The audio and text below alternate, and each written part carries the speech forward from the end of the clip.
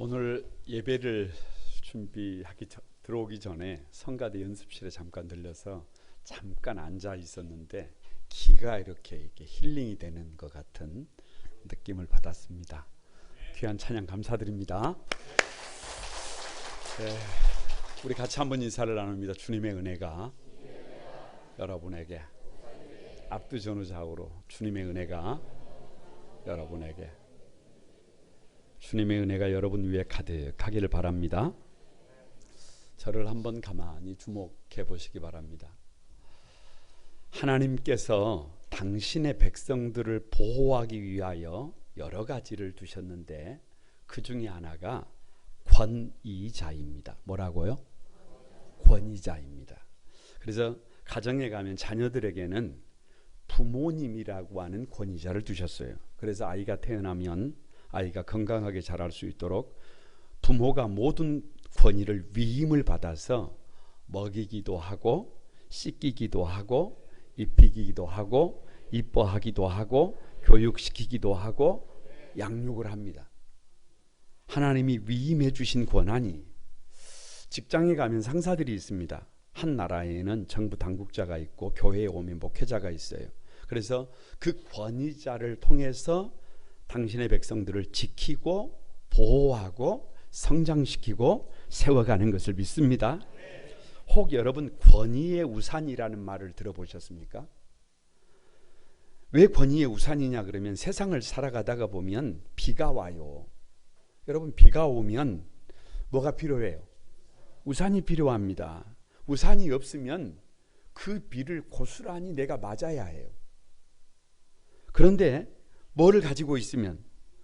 우산을 가지고 있으면 우산 속에 들어가면 그 비를 피할 수 있습니다. 이 세상은 온갖 문제들이 소나기처럼 쏟아진단 말이에요. 아무리 문제가 소나기처럼 쏟아져도 아무리 이런 문제가 쏟아지고 저런 문제가 쏟아져도 무슨 우산에 들어가면? 권위의 우산 안에 들어가면 그 권위자의 가르침 안에 들어가면 방법이 있다 없다? 방법이 있다. 하나님이 그렇게 설계해 두셨다. 그래서 권위자의 가르침에 순종하면 거기에 길이 있어요. 방법이 있어요. 그래서 사람이 사람 되려면 성도가 성도 되려면 복 있는 가정이 되려면 음부의 권세를 장악하는 교회가 되려면 하나님이 세워주신 이 권위의 우산 안에 들어가야 할 것을 믿습니다. 아무리 권위의 우산 안에 들어오라고 해도 자기 고집이 세서 자기 자아가 강해서 들어오지 않으면 그 책임을 누가 져야 해요? 아니 자식이 부모의 권위에 들어오지 않고 자식이 자기 마음대로 살면 그 책임을 부모가 어떻게 집니까? 마찬가지예요. 그래서 반드시 성도들은 하나님이 세워두신 권위의 우산 안에 들어와야 사랑하는 성도들의 삶의 자리가 평안하게 세워지게 될 것을 믿습니다. 황홀한 구원 오늘 45번째인데 다 같이 한번 권위의 우산. 왜 권위의 우산이냐?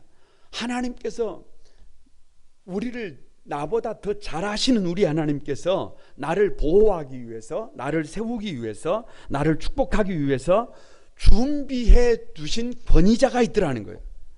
그래서 성도답게 살려면 그 권위의 우산 안에 뭐 할 수 있어요?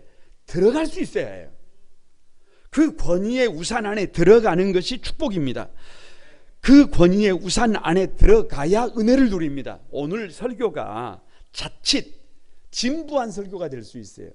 로마서 13장의 문제가 사실 여러분 그렇게 다이나믹하지 못합니다.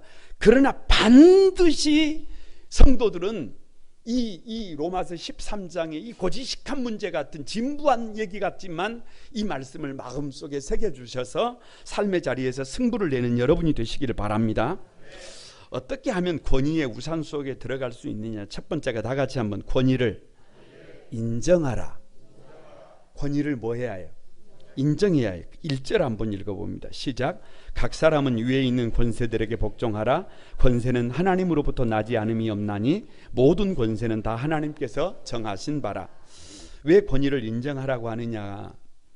이 본문을 비입이 꼬면 안 돼요. 이 본문이 그 어려운 시대에 쓰여졌기 때문에 이 본문의 이면에는 뭐 이런 의미가 있다, 이렇게 접근하면 곤란해요. 본문을 그냥 본문 그대로 봐야 해요. 본문에서 뭐라고 말씀하시느냐 그러면 모든 권세는 다 하나님께서 뭐 하신 바라? 정하신 바라. 그래서 제가 대학을 다닐 때 가장 많이 충돌했던 말씀 중에 하나가 이 본문입니다. 이 본문을 근거로 많은 목회자와 교회가 권세는 하나님으로부터 나지 않음이 없나니 모든 권세는 다 하나님께서 정하신 바라고 선을 그어버렸어요. 모든 권세는 하나님께서 정했다는 거예요. 그 권세가 합당한 권세든지 그것이 불의한 권세든지 그 권세는 하나님께서 정한 권세이기 때문에 우리가 할 일은 그 권세 앞에 순종하고 기도하는 것 외에 다른 일이 없다. 그래서 불의한 정권 앞에서 시위를 하고 반정부 투쟁을 하는 사람들을 뭐해서 비판했어요. 이게 팩트입니다. 그래서 안타까운 일이지만 사회주의 아버지라 불리는 칼 막스는 종교를 민중의 아편이라고 말했습니다. 여러분, 아편이 뭐예요? 마약이잖아요. 사람이 마약을 먹으면 어찌 되는 거예요? 왜냐? 불의한 정권 앞에서, 잘못된 권위 앞에서 다수 민중이 일어나야 되는데 그건 잘못됐다, 그건 안 된다, 계속 그렇게 하면 물러서지 않는다, 이 세상을 뒤집는다, 정확하게 해야 되는데, 여러분, 예수 믿는 사람들이 그런다는 거예요? 그러지 않는다는 거예요? 그러지 않는다는 거예요. 그래서 수많은 사람들이 교회를 떠나고 수많은 젊은이들이 불의의 권력 앞에 일어났습니다. 독재 정권 타도를 외치다가 체르탄 가스에 눈물 콧물 흘리고 나중에는 다치고 심지어 죽어간 사람들이 한둘이 아니에요. 지금 무슨 말씀을 드리고 있느냐 그러면 오늘 이 로마서 13장 1절 말씀을 대하는 태도가 이렇게 극단으로 나눠져 있다는 거예요.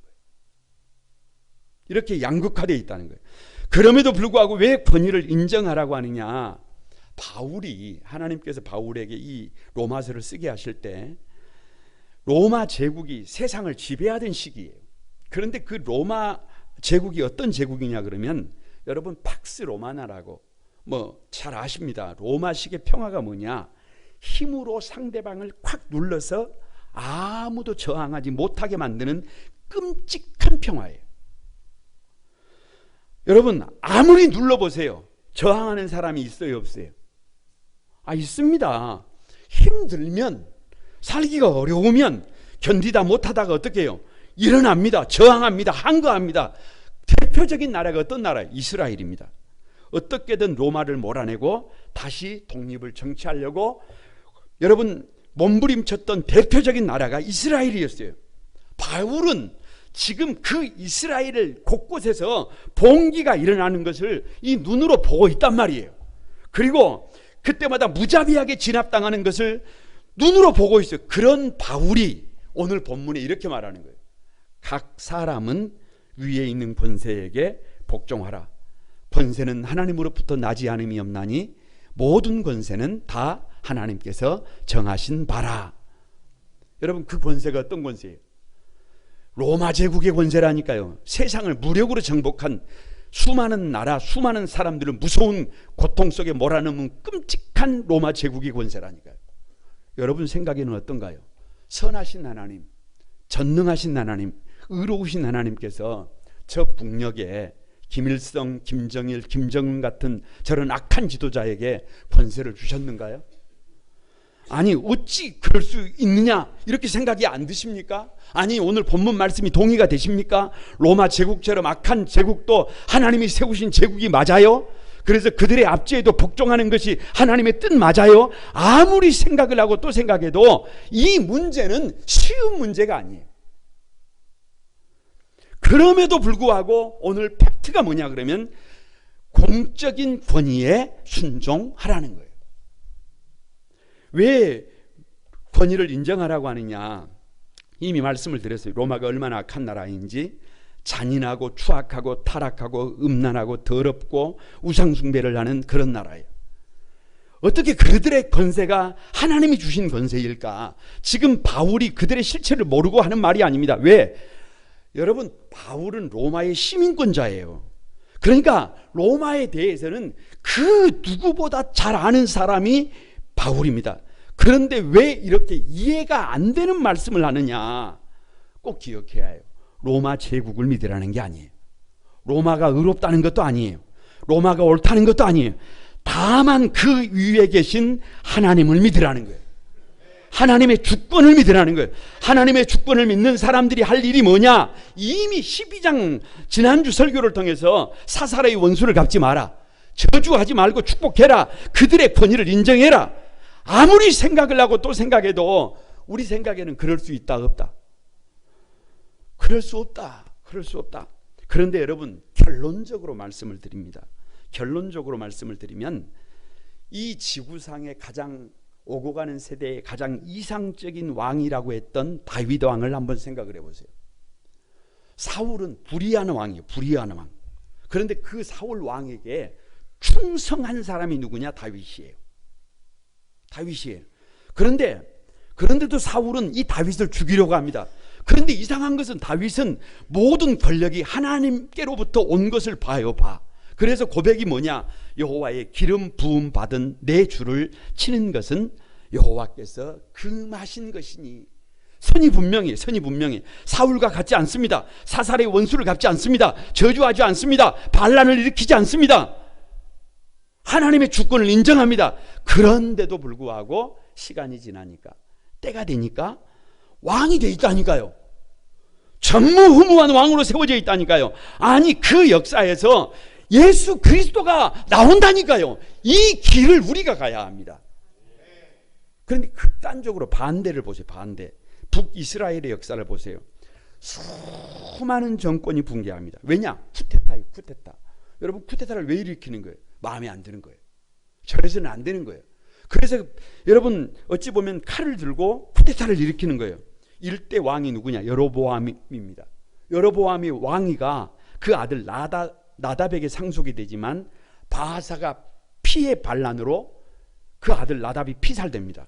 바하사 정권이 들어서요, 그 아들 엘라에게 상속이 되지만 시므리가 피의 반란을 통해서 여러분 엘라를 죽입니다.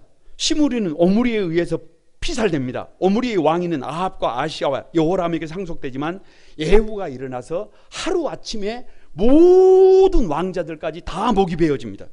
그러니까 무슨 말이냐? 끝이 없어요. 왕을 죽이고 또 자기도 피살되고 죽이고 죽이는 역사. 그러니까 한마디로 말하면 이 피해 역사가 끝날 줄을 몰라요. 그러다가 나라가 망해버려요. 성경은 이것을 이 피해 역사를 덮으려면 된다는 거예요, 안 된다는 거예요? 이건 우리가 갈 길이 아니다는 거예요. 이건 믿는 사람들이 갈 길이 아니에요. 우리의 싸움은 혈과 육의 싸움이 아닙니다. 우리도 여러분 저 북이스라엘처럼 좀 마음에 안 들면 뒤집어 엎는 겁니까? 여러분, 우리도 마음에 안 들면 하마스처럼 그냥 수단 방법 가리지 않고 20분에 5,000발 록페퍼를 쏴버리는 겁니까? 여러분, 그래서 수많은 사람들이 죽든지 말든지 우리가 원하는 목표를 얻을 수만 있다면 그 길을 걸어가야 합니까? 그것은 그렇게 미워하는 마음을 품고 서로를 대적하는 것은 절대로 아무리 생각을 하고 또 생각을 해도 그건 누구의 방법이 아니다. 하나님의 방법이 아니다. 그건 누구의 방법이다. 그 마귀의 방법이다. 여러분, 예수님은 로마 제국의 권위를 인정했습니다. 그들의 휘두르는 채찍질을 다 맞으셨어요. 십자가를 짊어졌어요. 그리고 마지막까지 죽으셨어요. 그런데 시간이 지나고 나니까 그 로마에 복음이 들어가서 그 로마인들이 예수님 앞에 무릎을 꿇고 예수님을 주라고 인정합니다. 이게 역사예요. 우리가 해야 할 일이 뭐냐? 여러분, 예수 믿는 사람들이 해야 될 일이 뭐냐? 어떤 경우에도 하나님의 주권을 믿고 권위를 인정하는 것이 믿음의 첫걸음이라는 거예요. 제가 선창하면 여러분 한번 외치시기 바랍니다. 권위를 인정합시다. 뭐라고요?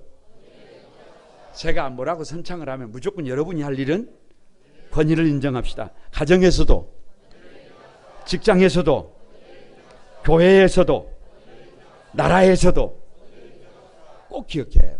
내가 권위를 인정하면, 내가 권위자가 되었을 때 다른 사람들도 나의 권위를 인정합니다. 근데 내가 권위를 인정하지 않으면 이 다음에 여러분이 세워졌을 때 여러분의 권위를 인정하지 않아요. 그래서 여러분, 권위의 우산 안에 들어가는 방법은 별것이 없어요. 그 권위자를 인정하는 것이. 그 믿음의 주인공들이 여러분이 되시기를 바랍니다. 두 번째, 어떻게 하면 권위의 우산 속에 들어갈 수 있느냐. 다시 한번 다 같이 권위에 순종하라. 왜 권위에 순종하라고 하느냐. 적절치 않은 비유를 여러분 용서하고 들으시기 바랍니다. 제가 한때 견주였어요. 견주. 그래서 이름이 김칸군입니다. 김칸군. 그런데 강아지를 이렇게 키워보니까 여러분, 견주의 말을 잘 듣는 강아지를 무슨 강아지라 그래요? 명견이라 그래요. 명견이라 그래요. 제가 그 칸군에게 자꾸 얘기했어요. 칸아, 가지 말라고 하면 가지 말아야 한다. 오라고 하면 와야 한다. 그래야 내가 너를 자유롭게 풀어줄 수 있다. 그런데 가지 말라고 하는데도 자꾸 어떻게 해요? 자꾸 가버립니다. 오라고 하는데도 자꾸 와요, 안 와요? 안 와요. 나중에는 어떻게 했을까요? 목줄을 채웠습니다. 나중에는 어떻게 했을까요? 입마개를 했어요. 여러분, 이게 동물의 세계만 그러는 게 아니에요. 가만히 가정 안으로 돌아와 보시기 바랍니다. 우리 자녀들을 교육시키는데 그 교육의 핵심이 뭐냐 그러면 별것 없어요. 순종이에요. 어려서부터 부모의 권위를 인정하고 그 권위에 순종하는 것을 제대로 배우도록 가르쳐야 합니다. 그러지 않으면 시간이 지나서 성장하면 성장할수록 우리 자녀들이 누구의 간섭도 받지 않고 자칫 잘못하면 오직 누구 마음대로, 자기 마음대로 살아가는, 죄송합니다, 괴물을 만들 수도 있어요. 왜냐? 세상으로 나가면 수많은 종류의 권위 아래 들어가야 합니다. 이게 질서예요. 예를 들어 학교 가면 누가 기다리고 있어요? 선생님이 기다리고 있어요. 여러분, 제가 묻습니다. 누가 공부를 잘할까요? 1번, 선생님의 권위를 인정하고 순종하는 사람. 2번, 선생님의 권위를 무시하고 불순종하는 사람. 그걸 뭐로 물어봐요? 그걸 물어볼 필요가 없어요. 여러분, 직장에 갔는데 윗상사들에게 인정을 받는 사람이 여러분 사회적으로 그 일들을 잘 할 수 있을까요? 인정을 받지 못하는 사람들이 그 일을 할까요? 그걸 뭐하러 물어봐요? 그러니까 우리 가정에서만 그런 것이 아니라 우리가 살아가는 모든 세상에는 우리가 알거나 알지 못하는 권세가 가득해요. 그래서 훈련이 돼야 된다니까. 훈련이 돼야 해요. 어디에? 그 권위 아래 들어가서 살아가는 법을 훈련해야 해요. 신앙생활도 그 첫걸음이 뭐냐 그러면 순종이에요. 순종. 예수님 이후에 가장 뛰어난 사도를 사도 바울이라 그럽니다. 그런데 그 사도 바울 이후에 가장 탁월한 신학자를 어거스틴이라고 그래요. 성자라 그래요. 그런데 그 성자 어거스틴에게 많은 사람들이 제자를 삼아달라고 찾아왔어요. 그런데 어거스틴은 제자가 되겠다고 찾아오는 사람들을 모아놓고 배추를 한 포기씩 나눠줬다는 유명한 일화가 있습니다. 배추를 한 포기씩 나눠주고 그 나눠준 배추를 밭에 갔다가 어떻게 심으라는 거예요? 거꾸로 심으라는 거예요. 여러분이라면 어떻게 심겠어요? 많은 사람들이 배추를 거꾸로 심는 것은 상식적으로 맞지 않으니까 배추를 어떻게 심었어요? 바르게 심었어요. 그런데 바르게 심은 사람들은 제자로 받았다, 받지 않았다? 받지 않았다. 어떤 사람들을 제자로 받았다? 거꾸로 심은 사람이. 왜요? 왜 그렇겠어요? 신앙생활에서 순종이 그만큼 중요하다는 거예요. 하나님은 순종하는 사람을 선택하셨고 순종하는 사람들에게 하나님의 비밀을 보여주시고, 어떻게 보면 순종은 하나님의 은혜를 입는 축복의 열쇠와도 같은 것이기 때문인 줄로 믿습니다.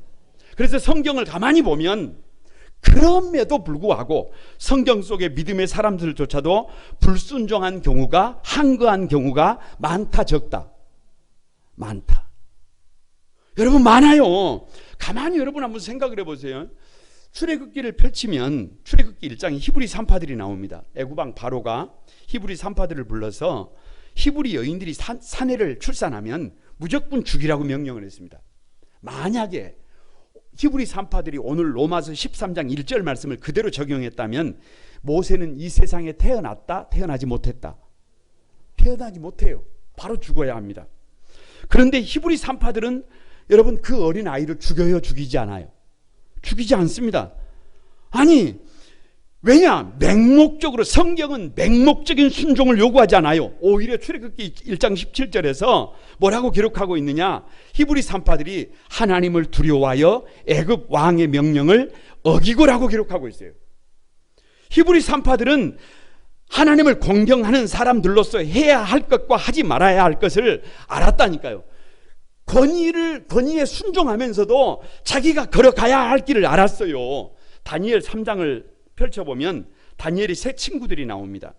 느부갓네살 왕이 거대한 금 신상을 만들어 놓고 그것에 절하지 않는 사람들에게는 풀무, 요즘 말로 용광로에 던져넣겠다는 조서를 내렸어요. 모든 사람들이 금 신상 앞에 절을 합니다. 그런데 유독 다니엘의 세 친구, 잘 아시는 대로 사드락과 메삭과 아벳느고는 절하지 않습니다. 그 결과가 뭐예요? 평소보다 7개나 더 뜨겁게 달궈진 풀무 용광로에 던져지는 것입니다. 여러분 히브리 산파들도 다니엘의 세 친구들도 왕의 권세를 인정하고 순종하고 있지만 말씀에 위배될 때는 목숨을 걸어놓고 자신들의 삶을 걸고 항거했습니다. 사도행전 4장에도 베드로와 요한도 마찬가지예요. 권세자들이 더 이상 복음을 전하지 못하게 합니다. 그래서 이렇게 말합니다. 예수 그리스도의 이름으로 아무에게든지 말하지 말고 가르치지도 말라. 수도 말하는 거예요. 베드로와 요한이 어떻게 합니까? 사도행전 4장 19절에 이렇게 합니다. 하나님 앞에서 너희의 말을 듣는 것이 하나님의 말씀을 듣는 것보다 옳은가 판단하라. 그리고 끝까지 복음을 전합니다. 다시 말하면 불의한 권력 앞에 저항하고 항거할 때도 있다 없다? 있다. 그러나 성도들의 기본적인 첫 번째 의무가 뭐다? 먼저가 순종이다. 순종하는 법을 배워야 한다. 하나님이 세우신 권위에 순종해야 이것이 가장 기본적인 덕목임을 믿습니다. 왜 권위에 순종하라고 하느냐? 2절 말씀을 여러분 같이 한번 읽어봅니다. 2절 다 같이 한번 읽어봅니다. 시작. 그러므로 권세를 거스르는 자는 하나님의 명을 거스림이니 거스르는 자들은 심판을 자취하리라. 하나님의 권위를 인정한다면 그 권위가 하나님께서 위임하신 권위임을 인정한다면 그 권위에 불순종하는 것은 누구의 권위에 불순종하는 것이다? 하나님의 권위에 불순종하는 것과 같다. 그러니까 권세를 거스르는 자는 하나님의 명령을 거스르는 것이기 때문에 심판을 받게 된다. 하나님의 요청이 뭐냐? 어떤 경우에든지 거스르는 자가 되지 말고 순종하는 자가 되라는 거지. 이것이 가장 기본적인 덕목이라는 거예요. 이 말씀을 읽으면서 제가 느끼는 것은 뭐냐 그러면 하나님이 우리 인간을 안다는 거예요. 하나님이 우리 인간의 깊은 자리에 죄의 뿌리를 알고 있다는 거예요. 왜요? 사람은 그렇게 순종하기를 원치 않습니다. 처음에 인간의 죄가 어떻게 시작됐는지를 여러분 가만히 한번 생각해 보시기 바랍니다. 아담과 하와가 하나님의 권위를 무시합니다. 말씀의 권위를 무시합니다. 그리고 마귀의 유혹에 빠져서 하나님의 말씀보다 마귀의 어찌 보면 유혹에 빠져서 하나님의 말씀을 외면합니다. 가만히 여러분 생각을 해보세요. 마귀는 원래 천사였다니까요. 그런데 그 천사가 하나님의 권위에 도전할 때 그게 뭐가 돼버렸어요? 마귀가 돼버렸어요. 이처럼 자신의 자리를 망각하고 권위에 도전하는 것을 우리는 다른 말로 교만이라고 그래요. 교만. 그래서 하나님이 가장 미워하시는 죄가 뭐다? 교만이다. 이건 팩트예요. 우리가 예수 믿는다라고 하는 것을 정리하면 간단합니다. 예수 믿는 게 도대체 뭐냐? 그동안 내가 하나님의 권위를 인정하지 않고 누구 권위를 더 크게 가지고 나의 권위를 크게 생각하고 누구 마음대로 살았다. 내 마음대로 살았다. 이것을 여러분 깨닫는 거예요. 깨닫는 거. 지금까지 내가 누구 마음대로 살았다. 내 마음대로 살았다. 그러나 예수 믿는다는 것은 이제부터는 어떻게 산다? 그 하나님의 권위를 인정하고 하나님께 순종하며 산다는 결단임을 믿습니다. 그러니까 하나님의 권위를 인정하는 사람은 당연히 하나님이 세워주신 다른 위임된 권위 앞에서도 뭐를 해야 해요? 순종해야 해요. 그러니까 여러분 가만히 한번 생각을 해보세요. 가정에서는 부모의 권위를 존중하고 직장에 가면 누구의 권위를 좀 상사들의 권위를 존중하고 교회에서도 직분자들의 권위를 존중할 수 있어야 그게 뭐라는 거예요? 권위의 우산 안에 들어가는 방법임을 믿습니다. 그 권위의 우산 안에 들어가야 그 다음의 세계가 있어요. 그런데 그 권위의 우산 안에 들어가지 못하면 여러분 하나님이 준비해 놓으신 은혜를 누릴 수 없습니다. 옆 사람을 한번 축복해 봅니다. 권위에 순종합시다. 권위에 순종을 훈련합시다. 그것이 권위의 우산 안에 들어가는 방법이에요. 여러분 마음속에 꼭 한번 새겨주셔야 합니다.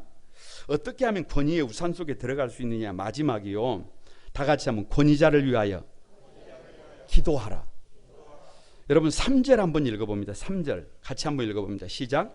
다스리는 자들은 선한 일에 대하여 두려움이 되지 않고 악한 일에 대하여 되나니 내가 권세를 두려워하지 아니하려느냐. 선을 행하라. 그리하면 그에게 칭찬을 받으리라. 그러니까 이 3절 이하를 가만히 읽어보면 그 내용이 무슨 내용이냐 그러면 이 다스리는 자들, 권위자들의 의무가 무엇인지가 나와 있어요.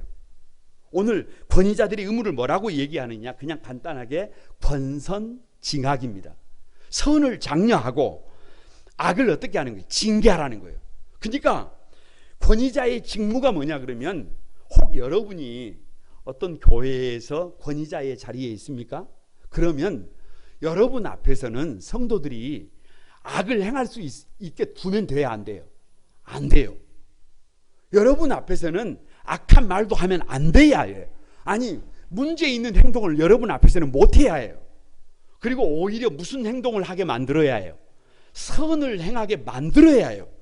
그것이 권위자의 의무임을 믿습니다. 그러니까 그게 국가 권력이든지 정치 권력이든지 어떤 권력이든지 하나님께서 위임하신 권력의 그 목표가 뭐냐 그러면 그 앞에서는 선을 행하게 하고 선을 장려하게 하고 악한 삶을 살지 못하도록 뭐한다? 규제하는 거예요.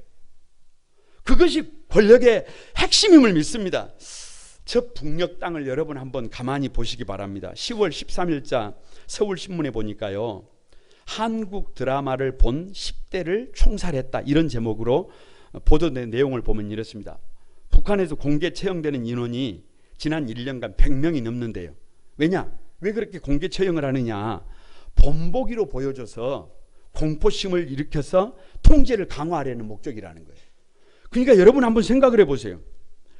국가 권력이 백성들의 행복을 위해서 선을 장려하고 악한 일을 못하게 만들어야 되는데 국가 권력이 자기들의 권력을 지켜내기 위해서 자기들의 욕망을 지키기 위해서 사용된다고 한다면 그 권력이 얼마나 가겠어요?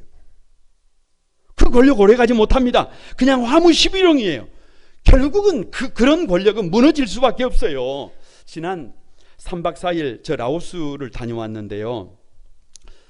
출발해서 다녀오면서까지 드는 마음이 뭐냐 그러면 그냥 여기가 아파요. 여기가 아파. 왜 그렇게 아프냐 그러면 라오스 북부 우돔사이를 중심으로 다녀왔는데 국민들의 약 90%가 농사를 지어요. 농사를 지어. 그래서 1년 GDP가 약 2,500불이에요. 우리가 34,000불인데 북한은 150불 정도 돼요. 그러니까 그 규모가 어느 정도 되는지 뭐 대략 짐작이 가잖아요. 그래서 그 북쪽 우돔사이 지역은 농업을 중심으로 이렇게 살아가는데 농사를 어떻게 짓느냐 그러면 산에다가 불을 빌려가지고 그 화전을 일궈서 거기다가 옥수수를 심어서 그 옥수수를 가지고 이렇게 살아가는 삶을 살더라고요. 그러니까 삶의 자리가 우리가 생각하는 것 이상으로 무너져 있어요. 교육 현장 무너져 있어요. 교사들이 학교를 떠나고 있어요. 그러니까 산골에 가면 목회자들을 만나도 가슴이 아프고 학교에 가서 어린 학생들을 만나도 가슴이 미어지고 공교육 현장을 둘러봐도 가슴이 미어지고 어디를 가도 누구를 만나도 가슴 아픈 현실이 막 가득해요. 그러면서 드는 생각이 뭐냐 그러면 도대체 이 정부의 당국자들은 무엇을 하고 사느냐는 거예요. 아니 왜 백성들을, 왜 국민들을 이렇게 이런 형태로 두고 보느냐는 거예요. 그러면서 너무 안타깝더라고요. 무슨 말이냐 그러면 국가 권력이라고 하는 것은, 권위자들이라고 하는 것은 최소한의 기본적인 기능을 어떻게 해야 한다? 해야 한다. 그래서 교회 안에서도 권위자들의 삶은, 권위자들에게 주어진 책무를 어떻게 해야 해요? 다 해야 한다는 거예요. 그것이 지금 3절과 4절의 중심의 내용입니다. 왜 권위자를 위해 기도해야 되느냐? 4절도 한번 보시기 바랍니다. 4절을 한번 봅니다. 시작. 그는 하나님의 사역자가 되어 내게 선을 베푸는 자니라. 그러나 내가 악을 행하거든 두려워하라. 그가 공연히 칼을 가리지 아니하였으니 곧 하나님의 사역자가 되어 악을 행하는 자에게 진노하심을 따라 보응하는 자니라. 오늘 4절에서 두 번이나 반복된 문장이 하나 있는데, 그는 하나님의 사역자가 되어요. 그러니까 일꾼이에요. 일꾼. 그러니까 권위자는 일꾼이에요. 누구의 일꾼이냐? 하나님의 일꾼이라는 거예요. 그러니까 권위자는 누구를 위해서 일하면 안 돼요. 자기 자신을 위해서, 자기 자신의 욕망을 위해서 일하는 사람이 권위자가 아니에요. 누가 권위자냐 그러면 하나님의 일꾼이 돼서 누구를 위해서? 백성들을 위해서 일하는 사람이 뭐를 해야 해요? 그 사람이 권위자가 되어야 해요. 여러분, 상징적인 것이지만 좀 마음에 담아 보시기 바랍니다. 저는 꽃을 참 좋아합니다. 활짝 핀 꽃들을 가만히 보고 있으면 신묘막측한 하나님의 은혜가 그 꽃 속에 보이는 것 같아요. 그래서 좋아하는 꽃에게 기꺼이 그 좁은 땅덩어리를, 화단을 내어줍니다. 혹시 그 화단에 잡초가 나면 그 잡초를 어떻게 해버려요? 뽑아버립니다. 결코 잡초에게 화단을 내주지 않습니다. 누구에게만? 오직 아름다운 꽃들에게만 화단을 내줍니다. 할렐루야. 저는 야채도 좋아해요. 옥상에다가 대형 화분을 만들고 갖고 와서 거기에 상추도 심고 고추도 심고 각종 야채를 심어요. 싱싱한 야채를 바구니에 담아오는 그 기쁨 때문에 그 힘들게 만든 그 화분을 누구에게? 야채에게 기꺼이 내줍니다. 화분을 일구는 수고를 아끼지 않습니다. 거름도 주고 잡초가 나지 못하도록 관리합니다. 오직 누구에게만? 야채들에게만 그 화분을 내줍니다. 여러분, 이것을 권위라고 생각합니다.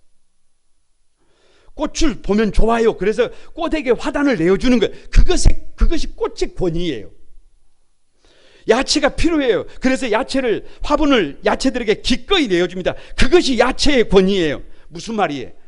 권위자가 될 수 있는 것은 여러분, 누구에게? 백성들에게, 많은 사람들에게 없어서는 안 되는 사람이 될 때, 그것이 권위자예요. 그래서 권위자의 권위가 바르게 세워지지 않으면 그 어떤 권위도 어떻게 돼요? 화무시비롱이에요. 오래가지 못합니다. 그래서 본문은 권위자를 하나님께서 세우기도 하시지만 폐하기도 하신다는 거예요. 뭘 강조하느냐? 하나님의 주권을 강력하게 강조하고 있어요. 누가 손을 대지 않아도, 저와 여러분이 칼을 뽑아들지 않아도 잘못된 권위는 누가 하나님께서 그 권위를 거두어 가시더라. 그래서 여러분, 로마서 13장을 가만히 읽으면서 왜 마지막 권위의 우산 안에 들어가는 방법을 기도해야 된다, 권위자를 위해서 기도해야 된다는 말씀을 드리느냐 그러면, 권위자가 세워지지 않으면 그만큼 고생하는 사람이 누구예요? 가정에서 부모가 세워지지 않으면 자녀들이 고생합니다. 교회에서 권위자들이 제대로 세워지지 않으면 여러분, 힘든 사람들이 누구예요? 성도들이에요. 아니, 국가에서 여러분, 이 국가 권력이, 권위자들이 제대로 세워지지 않으면 우리가 자칫 북한 주민이라고 생각해 보세요. 참담합니다.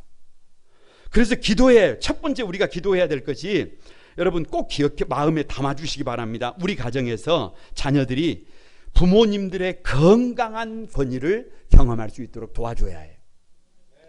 그냥 우리 부모님인 것이 아이들에게 자랑이 돼야 해요. 자랑이 돼야 해요. 그래서 건강한 부모님들의 리더십을 경험할 때 그 안에서 가정이 세워지고 그 안에서 자녀들이 건강한 꿈을 꾸게 될 것을 믿습니다. 두 번째가 교회 안에서 건강한 권위가 세워지도록 우리가 기도해야 합니다. 여러분 한번 생각을 해보세요. 성도들이 교회 권위자들을 앞에 서 있는 목회자를 가만히 볼 때 목사님이 말씀을 하시면 그 말씀이 믿어져야 해요. 그 말씀이 신뢰가 되어야 해요. 그런데 아무리 목회자라도 신뢰가 안 되네요. 그러면 그 사람을 더 이상 목사라고 할 수 있어요? 어떻게 목사라고 할 수 있어요? 항존직이 아무리 항존직이라고 할지라도 본인이 내가 항존직이라고 해도 그 사람을 신뢰할 수 없으면 그 사람이 항존직이 맞아요? 아니 여러분이 아무리 성도들이라고 할지라도 세상 사람들이 여러분을 성도로 인정하지 않으면 여러분이 성도가 맞아요? 이건 불가능. 이건 거기에는 방법이 없어요. 강요해서 될 문제가 아니에요. 그래서 교회 안에 건강한 리더십이 세워지도록 우리가 할 일이 뭐다? 나이가 들어보니까 내가 뜯어서 고칠 수 있는 문제가 아니에요. 기도 외에는 다른 이유가 없더라니까요. 기도해야 할 것을 믿습니다. 세 번째가 우리 조국 대한민국의 국가 권력이 건강한 권위가 세워지도록 기도해야 합니다. 지금처럼 진보와 보수로 나눠져서 무조건 반대, 무조건 찬성, 이것은 사실 지금 부끄러운 일이에요. 이것은 여러분 후진국의 작태입니다. 잘한 것은 잘했다고 하고 잘못된 것은 잘못됐다고 할 수 있어야 합니다. 그래서 국가 권력이 권선진악, 선을 장려하고 악을 징벌해서 백성들이 바르게 살아갈 수 있도록 그 중심이 되어줘야 되고, 국가 권력이 하나님의 선한 일꾼이 되도록 우리가 기도해야 합니다. 중심을 가져야 해요. 그래서 여러분 가만히 제가 선창을 한번 해볼 테니까 다시 한번 기도합시다. 다시 한번 기도합시다. 외쳐주시기 바랍니다. 부모님들이 세워지도록, 직장 상사들이 세워지도록, 대통령이 세워지도록, 목회자들이 세워지도록 우리가 할 일이 뭐예요? 우리가 할 일이 기도하는 거예요. 말씀을 마치려고 합니다. 제 마음속에 품고 있는 소신 중에 하나가, 참 가만히 목회를 하다 보니까 이런저런 마음에 담고 있는 것들이 많아요. 근데 그 중에 하나가 뭐냐 그러면 이런 거예요.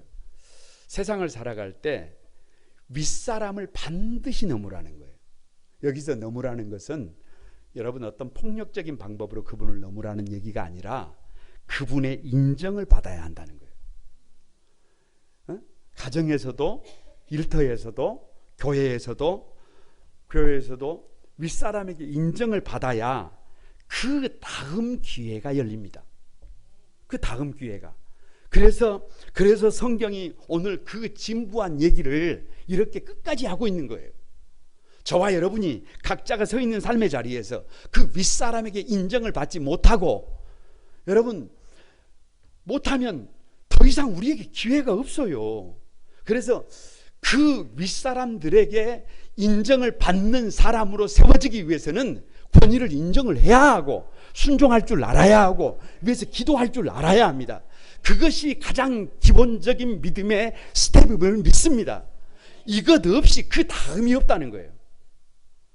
오늘 주신 이 말씀을 여러분의 가슴 속에, 마음 속에 품고 믿음으로 승리하는 우리 한소망의 가족들이 다 되기를 주님의 이름으로 축복합니다.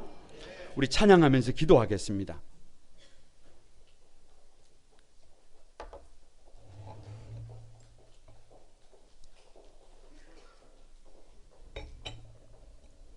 이 땅 위에 오신 하나님의 본체,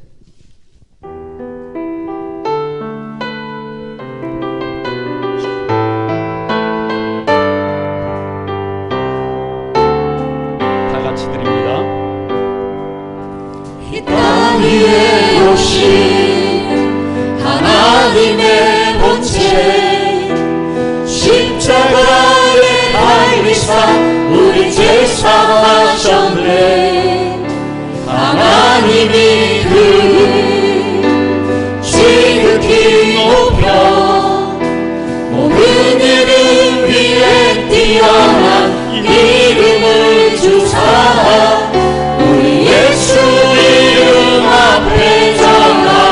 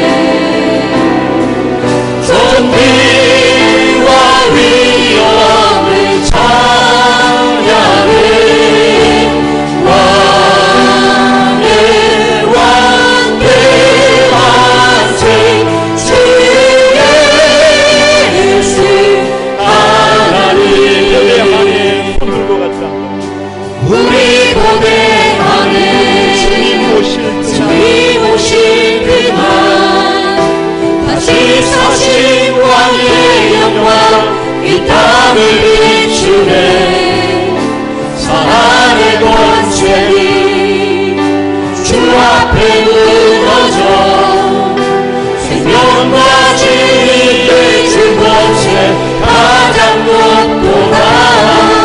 우리 예수님 앞에 절하고 모든 힘이 주를 치네. 영광 주에 오신 주님 보리라. 선포해 왕의 만세. 존귀와 위엄을 찬양해. 왕의 왕의 만세. 주 예수 하나님 왕의 만세. 왕의 만세. 존귀와 위엄을 찬양해. 왕의 왕의 만세. 주 예수 하나님. 여러분, 우리 같이 한번 기도하기를 원합니다. 하나님께서는 우리를 보호하고 세우고 양육하고 축복하기 위해서 준비하신 것이 권위의 우산입니다. 그런데 우리는 그 권위를 너무 쉽게 생각하는 경향이 있습니다. 누구든지 하나님이 세워주신 권위의 우산 속에 들어가야 진정한 평화를 누릴 수 있습니다. 아니, 그 다음으로 나아갈 수 있습니다. 그래서 이 시간 우리 같이 기도하면 좋겠습니다. 한번 따라하겠습니다. 주여, 하나님 세우신 권위를 인정하게 하소서. 여러분, 가정에서 부모님을 인정해야 합니다. 직장에서 상사를 인정해야 합니다. 나라에서 국가 권력을 인정해야 합니다. 교회에서 목회자들을 인정해야 합니다. 다 같이 한번 따라합니다. 주여, 하나님 세우신 권위에 순종하게 하소서. 순종부터 배워야 합니다. 여러분, 우리 마음대로가 아니라 권위자들의 말씀에 귀를 기울일 줄 알 때 우리의 삶은 세워집니다. 다 같이 다시 한번 따라합니다. 주여, 권위자들을 위하여 기도하게 하소서. 우리가 할 수 있는 것이 뒤집어 엎는 것이 아니라 위하여 기도하는 것이 먼저입니다. 그리고 그 다음은 하나님이 하십니다. 여러분, 우리 한소망에 사랑하는 가족들이, 이 민족과 이 역사가 권위의 우산 안에서 진정한 평화를 누리고 이 땅에 하나님의 공의와 정의가 흘러넘치는 그런 복 있는 세상이 되도록 이 시간 우리 다 같이 한번 결단하면서 하나님 앞에 기도하겠습니다. 하나님, 권위의 우산 속에서 살아가게 해주소서. 다 같이 한번 기도합니다. 주의 거룩하신 아버지, 주님의 은혜와 사랑을 감사드립니다. 하나님, 그동안 너무 권위를 쉽게 생각했습니다. 내 생각대로만 살았습니다.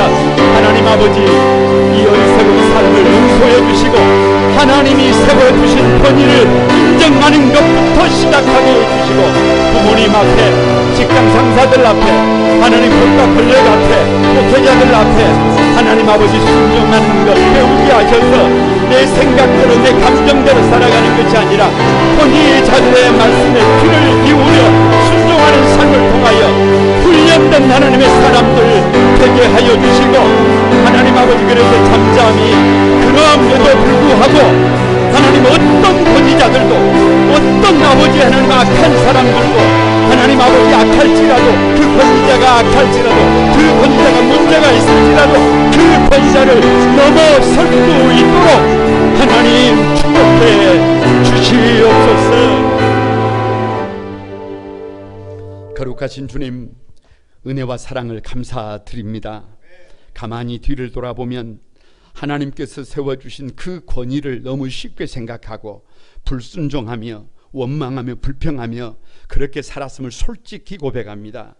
우리 한소망에 사랑하는 온 성도들이 이 시간 마음속에 결단할 수 있도록 도와주시고, 권위의 우산 안에서 하나님의 은혜와 평강을 누리는 법을 알게 해주시고, 그래서 하나님이 세우신 권위를 인정하고 하나님이 세우신 권위에 순종하고 그 권위자들이 아무리 악할지라도 그 권위자들이 아무리 문제가 있을지라도 위하여 기도하며 그 권위자들을 뛰어넘을 수 있는 하나님의 사람들로 세워지도록 축복해 주옵소서. 그래서 권위의 우산 안에서 이 땅에 평화가 있게 하시고 이 땅에 감사와 감격이 날마다 가득하게 하시고 그 너머에 일하시는 하나님을 경험하는 우리 한소망의 가족들이 다 되도록 축복해 주옵소서. 예수님의 이름으로 기도드리옵나이다. 아멘. 310장 찬양 같이 드립니다.